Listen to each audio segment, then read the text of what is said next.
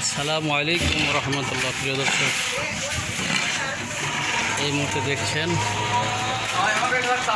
আমাদের এলাকায় সুন্দর পরিষ্কার পরিচ্ছন্ন করছে আমাদের ছাত্র ভাইরা। পরিবেশকে সুন্দর রাখার জন্য আমাদের প্রিয় ছাত্র ভাইরা সুন্দর কাজ করছে, মাশাআল্লাহ। এই যে দেখুন আমাদের এই রাস্তায়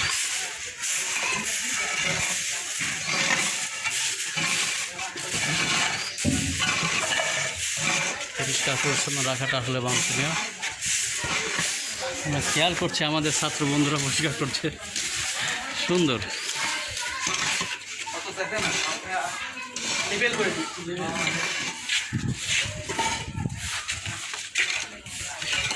পরিবেশকে সুন্দর রাখার চেষ্টা করছে।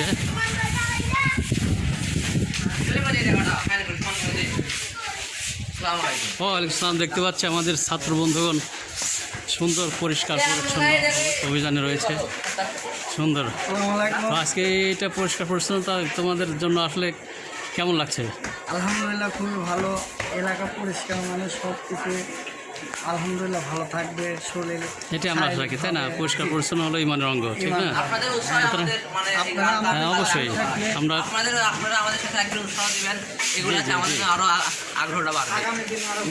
আগামী দিন আরও ভালো হবে আমরা আশা রাখছি। এলাকায় পরিষ্কার পরিচ্ছন্ন থাকলে পরিবেশ ভালো থাকে, আমাদের মন ভালো থাকে। গাছ লাগাবো আজ থেকে পরিষ্কার। যে সুন্দর প্ল্যান, এটা তোমাদেরকে সাধুবাদ জানাচ্ছি।